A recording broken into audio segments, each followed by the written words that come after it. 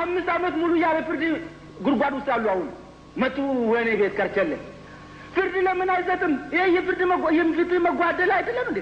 ጓድ ፕሬዝዳንት መሰለኛል ይሄ ዲሞክራሲያዊ ይት መሰለኛል። አንድ በጣም ሌላም መጠቆም የሚፈልገው ጉዳይ አለ። ጓድ ሜጀር ጀነራል ዘለቀ ያልታወቀ እስር ቤት ነው አሉ ተናግሮ በሳቸው ፊት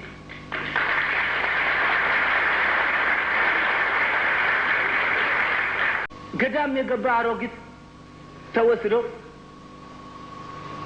በግብረ ስጋ ግንኙነት እዛ ታስሮ እስር ቤት ሞተች።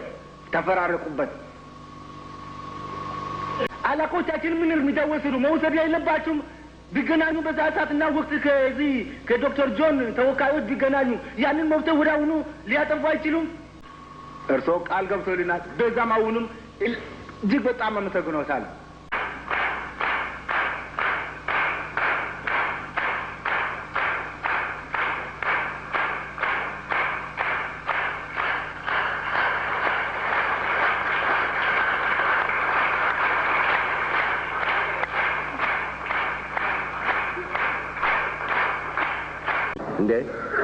የኢትዮጵያ ሰራተኞች ፓርቲ ፕሮግራም በማንኛውም የፖለቲካ ማሰልጠኛ ኢንስቲትዩት ውስጥ በአፍሪካ የመጀመሪያ ፕሮግራም።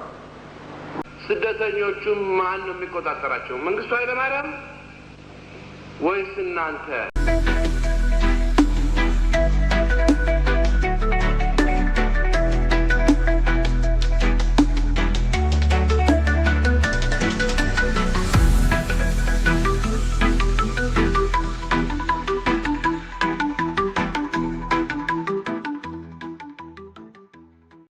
አራተኛው ችግራችን ፍትህና አስተዳደራዊ መጓደል።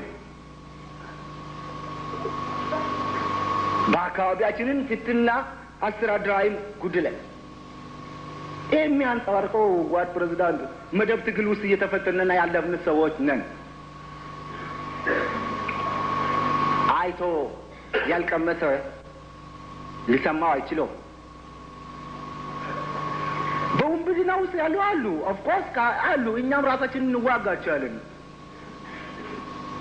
እጁን ከሰጠ ከተያዘ በጥርጣሬ ደግሞ እዚህ ውስጥ ካሉ ከተያዙ ማስረጃ ከተገኘባቸው ፍርድ መስጠት ያለ ነው።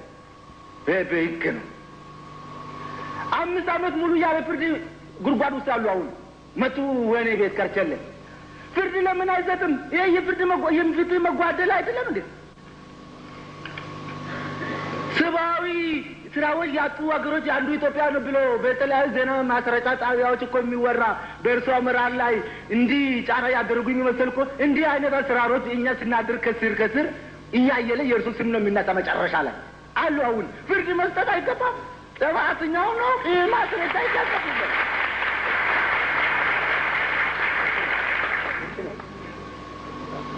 ጓድ ፕሬዝዳንት መሰለኛል ይሄ ዲሞክራሲያዊ ይት መሰለኛል።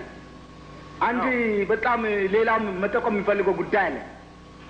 ጓድ ሜጀር ጀነራል ዘለቀ እዚህ አዳራሽ ውስጥ ስብሰባ ሰጥቶን እርሶ ከሰጡት የተለየ አይነት ዲሞክራሲያዊ ስብሰባ እየተሰፈነበት አይደለም። ትክክለኛ ዲሞክራሲ የሰፈነበት ስብሰባ ነበር። የተናገሩውን ጓድ ጀነራል ቢያው የለም ያልታወቀ እስር ቤት ነው አሉ ተናግሮ በሳቸው ፊት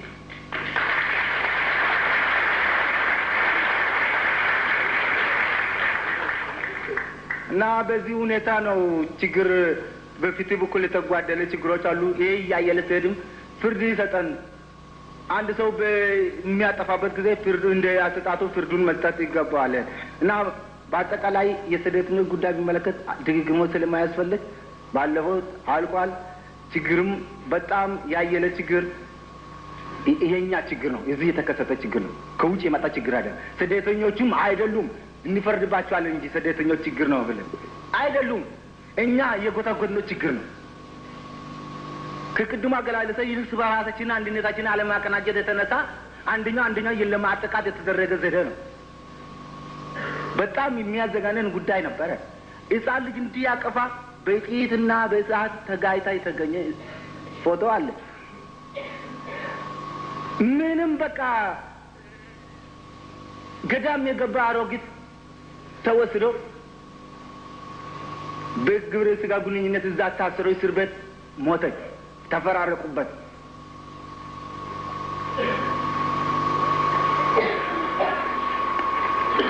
ወንድ ተይዞ ሚስቱን እዚህ ግብረ ስጋ ግንኙነት እየተካሄደ ታስሮ እያየ ባይኑ አልቋል።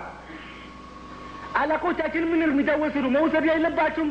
ቢገናኙ በዛታትና ወቅት ከዚህ ከዶክተር ጆን ተወካዮች ቢገናኙ ያንን መብት ወዲያውኑ ሊያጠፉ አይችሉም? ንጉሴ ፋንታ ነው የመጣው ከወለጋ ችግሮቻችን እያዩልን። በሀገራችን እንዲህ አይነት ሰቀቀን ጆሮ ሲፈጸም ምን ይሰማናል? እጅግ በጣም ደስ ማለ ኢሊናችንን እንደው ያውቀውሰናል። ጥረታችንን በመንግስታችን ስለምናመን መንግስታችንን ይጨርስልናል ብለን ነው።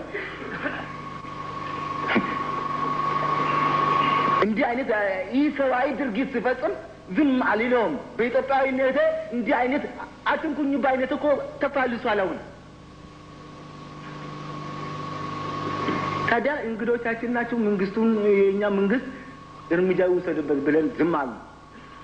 እርሶ ቃል ገብቶልናል። በዛም አሁንም እጅግ በጣም አመሰግኖታል።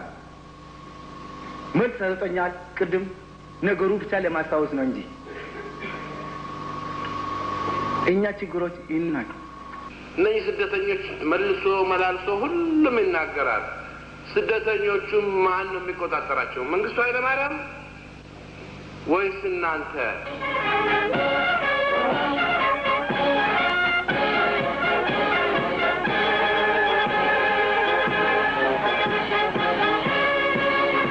እንዴ የኢትዮጵያ ሰራተኞች ፓርቲ ፕሮግራም በማንኛውም የፖለቲካ ማሰልጠኛ ኢንስቲትዩት ውስጥ በአፍሪካ የመጀመሪያ ፕሮግራም ፍጹም የሆነ ሳይንሳዊ ፕሮግራም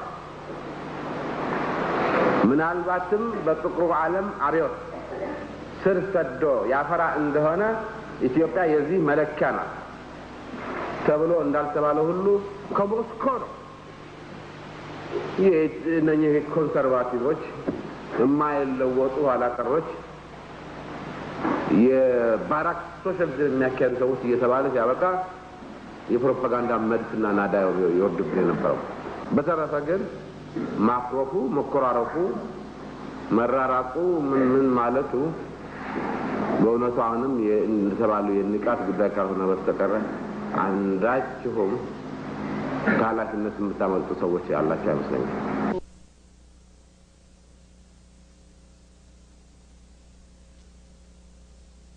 በሰባችንን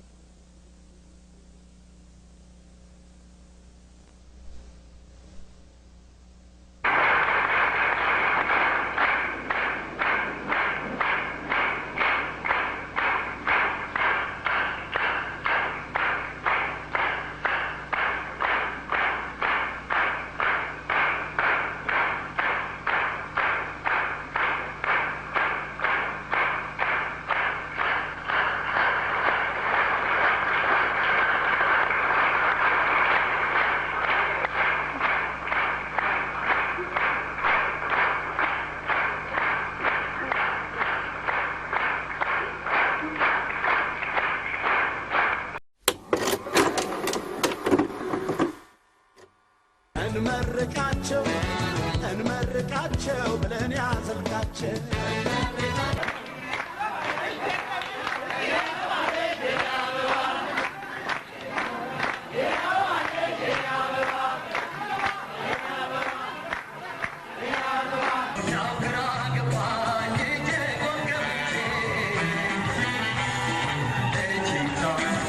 It's